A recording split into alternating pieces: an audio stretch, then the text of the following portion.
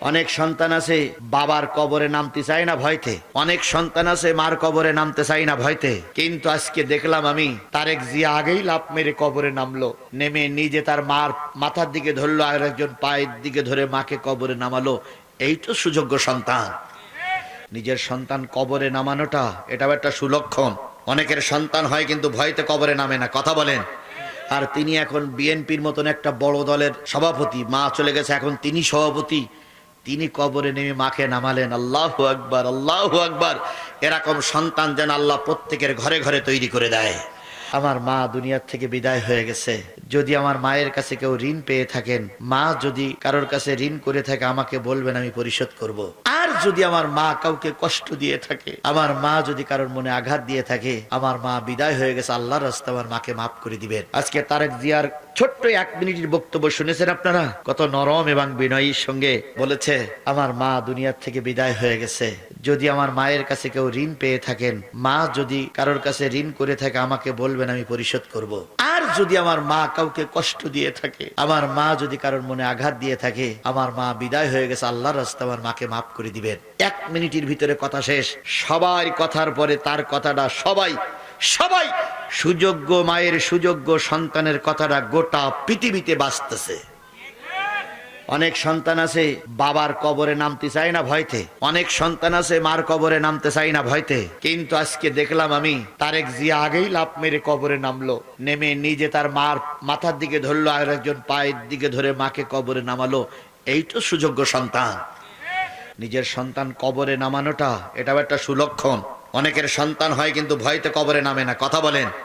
আর তিনি এখন বিএনপির মতন একটা বড় দলের সভাপতি, মা চলে গেছে, এখন তিনি সভাপতি, তিনি কবরে নেমে মাকে নামালেন। আল্লাহু আকবার, আল্লাহু আকবার।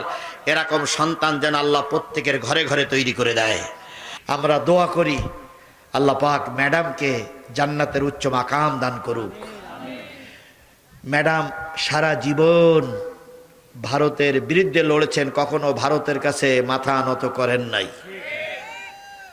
বছরের পরে বছর বন্দী থেকেছেন, কিন্তু শেখ হাসিনার কাছে 1 সেকেন্ডের জন্য মাথা নত করিনি। আপনারা বিএনপির মানুষ, আশা করি সেই আপসীন নেত্রীকে কবর দিয়ে আপসীন ভাবে দেশ চালানোর জন্য আপনারা চেষ্টা করবেন। আপনাদের সঙ্গে 18 কোটি মানুষ আছে, আমরা আছি, আমরা সবাই আছি, কথা বলেন। 3 বারের প্রধানমন্ত্রী, আপসীন নেত্রী, জীবনে কত কষ্ট যে তিনি করেছেন, আর তার বিরুদ্ধে শেখ হাসিনা কত যে বিষাদগার করেছে, কত ক্রিটিসাইজ অপমানমূলক কথা বলেছে। তিনি আসলের নিচে মুখটা রেখে সব নীরবে হয়েছেন, কিন্তু জালেমের কাছে তিনি মাথা নত করেন নাই। আল্লাহ তাআলা তিনি আজকে আমাদের মাঝে নাই। বাবু দোয়া করতেছি, আল্লাহ তার পরিবারের প্রায় সব চলে গেছে, স্বামী নাই, ছোট ছেলে নাই, তিনিও আজকে বিদায় হয়ে গেলেন। ও বাবু, তুমি তার জীবনের ত্রুটিগুলো মাফ করে দাও, জীবনের ত্রুটিগুলো মাফ করে দিয়ে আল্লাহ তুমি তাকে জান্নাতের উচ্চ মাকাম দান করো।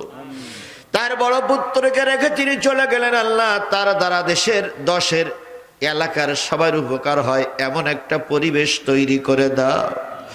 আল্লাহ আমরা মুসলমান হিসেবে মিলেমিশে থাকার তৌফিক দাও।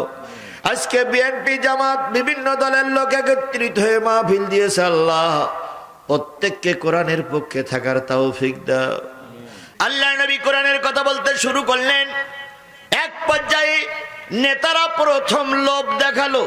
ভাতিজা জি, এই যে আমাদের একটা ধর্ম আছে, আমাদের একটা দেশ আছে, আমাদের একটা রাষ্ট্র আছে, এখানে আমরা দেশ চালাই, তুমি ওই হেতু কালেমা দাওয়াত দিয়ে দ্বিধা বিভক্ত করতে চাও কেন?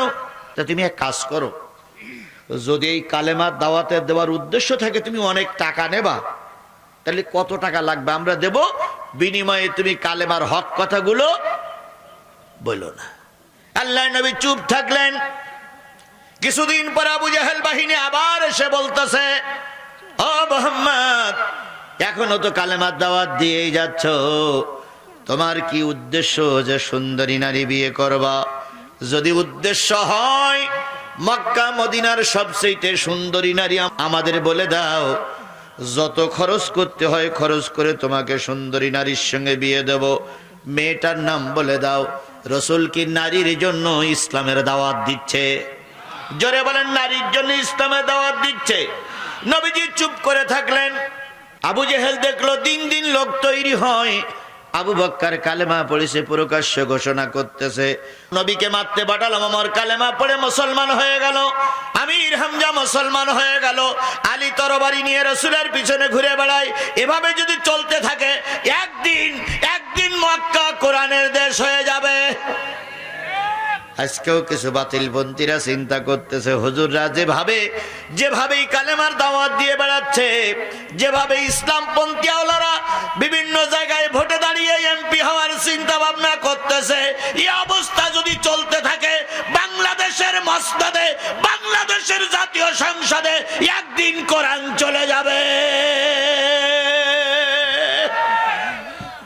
কোরআনের দেশ হোক, এটা কি সবাই চাচ্ছে? এই জোরে বলেন, সবাই চাচ্ছে?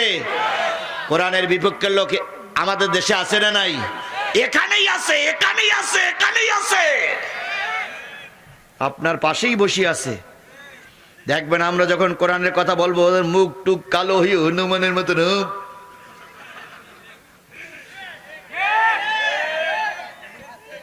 এটা আপনার পাশেই আছে, বেশি দূর যাওয়া লাগবে না, এখানেই আছে। আল্লাহর নবীকে লোভ দেখানো হলো, প্রথম দেখানো হলো অর্থ, তারপরে দেখানো হলো কি? নারী, তারপরে দেখানো হলো কি? ক্ষমতা। এমপি মন্ত্রী যা হও, যা হতে চাও হও, স্পিকার হও, দুঃখ নাই, কিন্তু কোরআনের দাওয়াত দিও না। এভাবে করে মুসলমান বানায়ও না। আল্লাহর বিধান যদি চালু হয়, আমাদের নেতৃত্ব কর্তৃত্ব থাকবে না। আচ্ছা, আল্লাহর বিধান যদি এই সমাজে চলে, তাহলে কার হুকুম চলবে? জোরে বলেন, কার হুকুম চলবে? মুজিবারের হুকুমও চলবে না, এরশাদের হুকুমও চলবে না, জিয়ার হুকুমও চলবে না। হুকুম চলবে কার? মরহুম প্রেসিডেন্ট মুজিবুর রহমান কি আল্লাহর বান্দা নয়? আল্লাহর বান্দা না? আল্লাহর বান্দা। এরশাদ সাহেব কি আল্লাহর বান্দা নয়? আল্লাহর বান্দা। শহীদ প্রেসিডেন্ট জিয়াউর রহমান, খালেদা জিয়া কি আল্লাহর বান্দা বান্দি নয়? তাহলে যে আল্লাহ তোমাদের তৈরি করলেন, সেই আল্লাহর আইন প্রতিষ্ঠা করলে সমস্যা কোথায়? যদি মনে করো আল্লাহর আইন এই সমাজে চলবে না, আল্লাহ দুনিয়ার থেকে বেরিয়ে যাও, বেরিয়ে যাও। আল্লাহর দুনিয়া, আল্লাহর আইন চলবে যদি মেনে না নাও, আল্লাহ দুনিয়ার থেকে বেরিয়ে যাও। তোমার মতন দুই একজন লোক চলে গেলে আল্লাহর কোনো ক্ষতি হবে না। তবে যাবা কোথায়?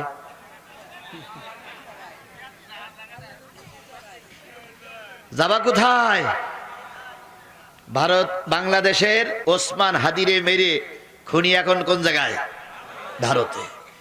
বাংলাদেশের 17টা বছর মানুষের কাঁদিয়ে, চোখের পানি ফেলিয়ে, আল্লামা সাঈদীরে মৃত্যুর কোলে ঢলে দিয়ে শেখ হাসিনা পালিয়ে গেছে কোথায়? ভারতে। তাহলে একজন আর একজনের মেরিকেটে আর এক দেশে যাওয়া যায়, কিন্তু আল্লাহ দুনিয়ার থেকে যাবা কোথায়? ভারত কার দেশ? পাকিস্তান কার দেশ? সৌদি আরব কার দেশ? সুতরাং আল্লাহ দুনিয়ার থেকে পালাই যেতে পারবা না। এই জন্য আল্লাহর হুকুম মেনে নিতে হবে। তুমি যদি মানুষ হও,